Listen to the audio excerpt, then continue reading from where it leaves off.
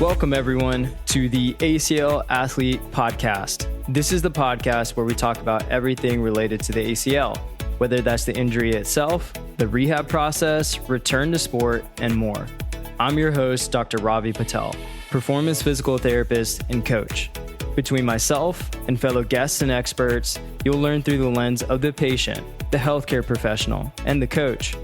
The goal of this podcast is to equip you, the athlete, with the education to make the best informed decision about your care and your ACL journey. Thanks for joining. Now let's dive into today's episode. What is up, team? And welcome back to another episode on the ACL Athlete Podcast. I'm excited for today's episode. This is a concept, idea I love to talk about. We talk a lot about this with our ACLers. We talk a lot about this with our mentees in our ACL mentorship. And we talk about this as a team because it is a very common theme in this process that we want to make sure stays front of mind.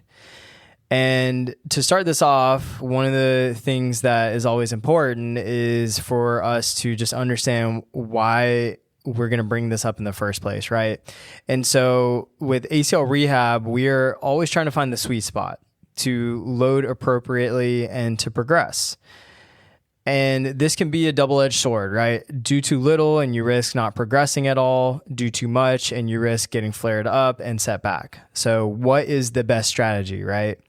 So let me break this down with you with an analogy. And I love to use this steak analogy.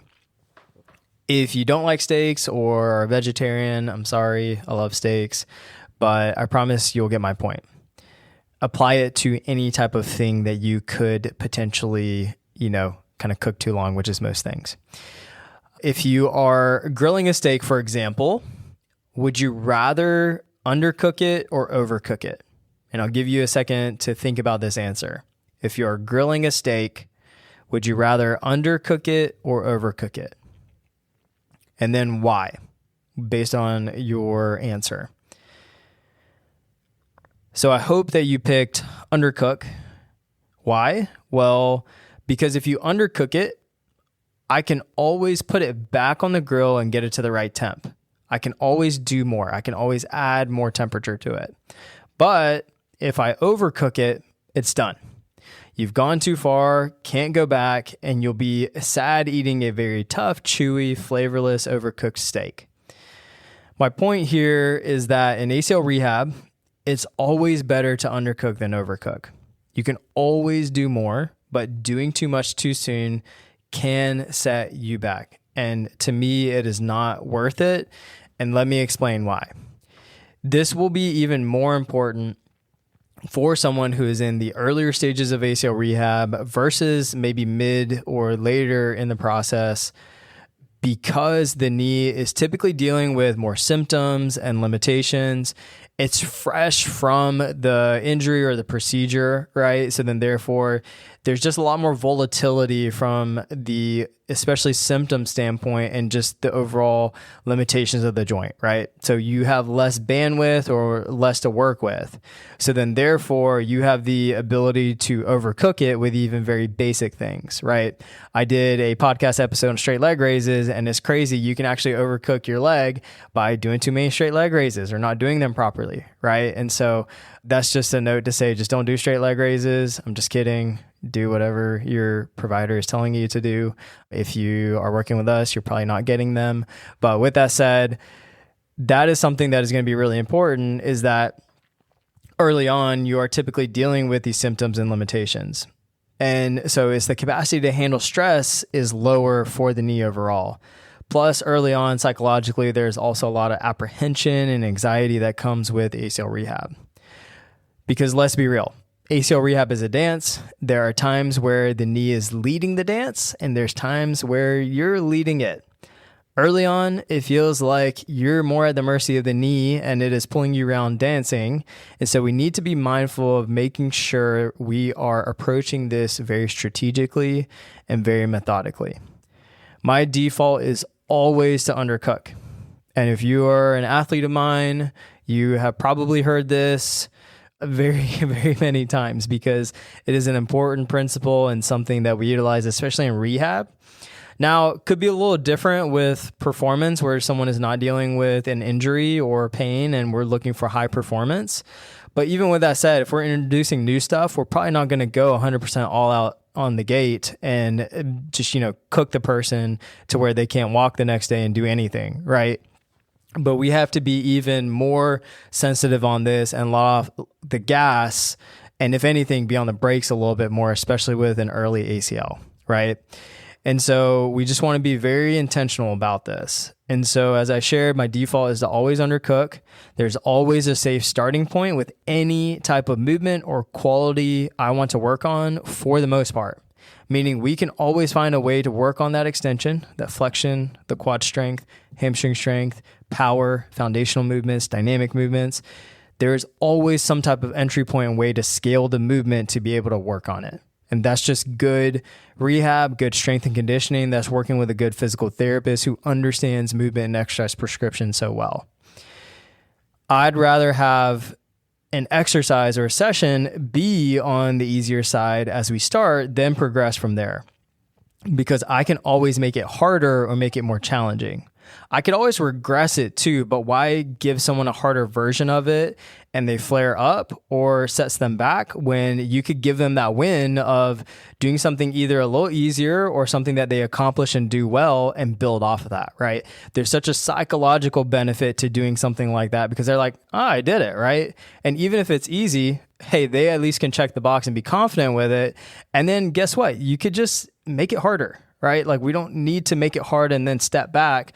I'd rather make it easier and then add and make it harder. Right? And that's where working with someone who knows this stuff is going to be really important. The problem is when we push too hard, too fast and overcook. That could mean pain, swelling, stiffness, or maybe just a lot of soreness and fatigue. Then we just have to let time and biology do its thing. Then it's the waiting game that could have been avoided by proper education, individualized planning and programming, and really solid coaching. An unnecessary setback, in my opinion. This should not have occurred. Setbacks happen, but things like this should be avoided. And that's where these types of details will be so key for you specifically. And don't get me wrong, this isn't perfect. People can still have their setbacks as I shared, because we do know that ACL rehab doesn't just happen in a vacuum. People live their lives and lives must go on. With that said, you have a better chance to control and titrate stress if we start more by undercooking and conservatively doing it, then turn up the dial on the volume and intensity too much. This is an important point. We don't undercook and just stay there. We need to make sure what is being done is meeting the sufficient stimulus to get the adaptations we want. And that's where testing comes in to really help us and make sure we are meeting those specific demands or the stimulus that we need to get the objective changes that we are looking for. Maybe it's qualitative instead of quantitative. But we're seeing these things and we're evaluating them as time goes on. But with that said, that's how we are able to make sure that the stimulus is meeting it so we can get the adaptation we want. The beauty is that we can continue to progress the movement or the stimulus to find more of that sweet spot. Even if you start super easy, then you can progress it. And then eventually you will find that sweet spot and then adapt as needed based on the athlete and their dose response relationship. You put in a dose, you see what the response is back. Do they respond well? Do they respond okay? Do they respond poorly, right? Ideally, you avoid the poorly by being able to undershoot it or being able to undercook it.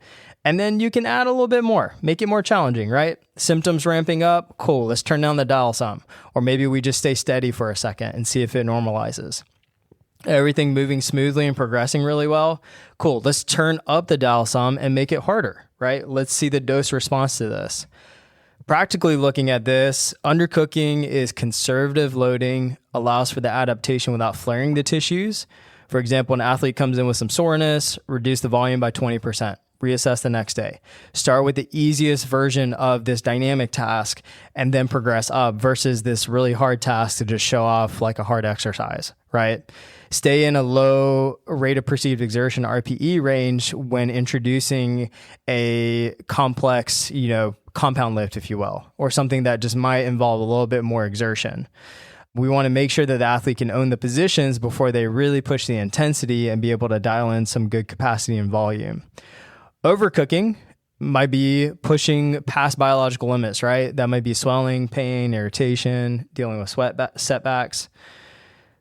Coaches push, heavy landings too soon. Athlete swells up, misses maybe 1 or 2 weeks, or they have to set back.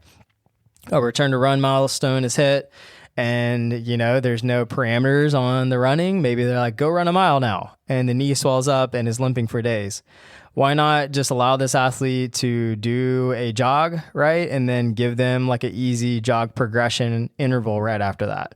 Very short running in duration at a low intensity, and then a walk ratio, right? Instead of just going run steady, because a mile at the end of the day is still probably a lot of stress on someone's knee when they're just getting back to running and the impact on the knee. The thing is, you can't take back a flare up. The body needs time to get back to baseline. So why not just progress it to the next challenging thing versus what feels good in the moment? ACL rehab is a slow cook process, y'all. It's slow cook. That means we got to play the long game. Don't try to win it in 1 week or 2 weeks or even in a month. We are trying to play the long game and get ourselves as solid as we can in an efficient way to the end. I remember hearing this from one of my mentors, that you can't expect to bake a cake twice as fast by doubling the oven temperature. So you can't, even that ovens can't get up to 600-700 degrees. Some can. But with that said, it doesn't mean that it's going to bake the cake faster. Same thing here. We need to respect our human biology and the dose response relationship. And so when we're talking about where we want to be really intentional about undercooking, well, early post ACL injury, early post ACL surgery, when there was a traumatic injury and damage to the knee, a complex ACL surgery with concomitant injuries and surgical processes as well, a sensitive knee with fluctuations and symptoms, especially with pain and swelling, non-operative ACL dynamic work. When we're introducing dynamic work for our non-operative athletes, we're being a little bit slower on the gas pedal. We're trying to make sure that we don't ramp it up too fast because they don't have an ACL. So we are going to try and make sure we are very intentional about the way we implement this and see the response back from the athlete. When starting a new training block, aka new exercises and movements, we want to see how that feels on the joints, on the muscle groups, body itself. How does it respond the next day? Introducing heavy loading, especially if it's newer after this injury and surgery. Introducing a lot of volume where they're doing a lot of reps. Introducing dynamic and impact-based tasks. As I went back to the running example, that is something that sometimes people ramp up too fast and their knee swells up. They haven't been used to the impact, and they probably didn't get any plyometric work prior to, which you should prior to running. You should actually be jumping and working on that in a very strategic way before you start running. And this is something that is really important to get the knee ready for the demands of running. And then especially for jumping as you progress, right? Like we want to make sure we progress these very strategically and not ramp it up too fast. And then the last piece I'll mention is introducing complex tasks. So when things are complex, we want to introduce them very slowly.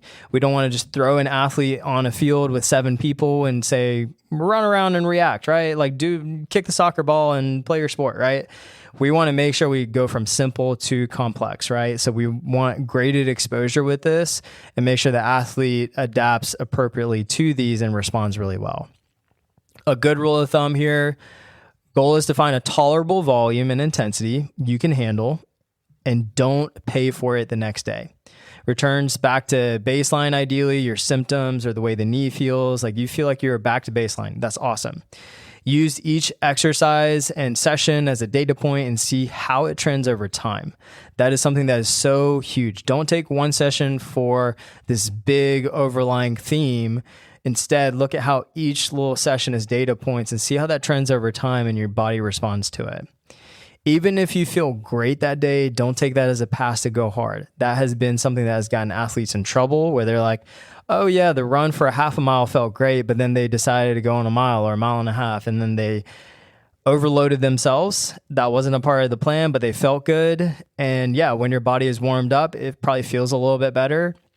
The thing is, you haven't built up that capacity yet. So we'd rather work on that a little bit more and slowly titrate that up. So that's going to be super, super key here. And so what you want to make sure is that you have earned the right to progress and do so and build it up progressively. Just like that dimmer switch I utilize a lot, instead of this on and off switch of go hard, let's slowly dimmer it up or down and then turn the dial up, turn the dial down, right? Like whatever relates for you.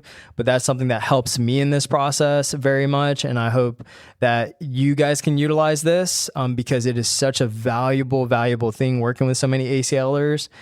And so as we finish up here, it is better to undercook it versus overcook it. Err on the side of undercooking early. You can always cook it more, aka do more the next session or the next week. Progress is non-linear. Super important here, but unnecessary setbacks don't have to be a part of the plan. This is where having a solid roadmap, individualized and adaptable programming and planning, and expert ACL guidance is going to make all of the difference in this. I've seen a lot of people who are just flared up or just doing too much, maybe doing some of the same stuff, and maybe they were progressed too fast, right? They're pushing through pain. They're having swelling in mid and late stages. By the way, if you're in mid and late stages and you're dealing with swelling still, it's not normal. So we need to stop normalizing that it is normal for the knee to have a lot of pain and swelling. We don't need to push through it. It means the knee is not tolerating the loads, and we need to make sure we take a step back in order for us to make sure we feel really, really solid and be able to move forward 2 steps, if you will. So 1 step back, 2 steps forward. And that's going to make a huge difference here, but always err to undercook. And then you could always cook it a little bit more. So I hope that this helps y'all. If anything, just remember the steak, remember the analogy, and take that with you as your themes in your ACL rehab sessions. Until next time, team, this is your host, Ravi Patel, signing off.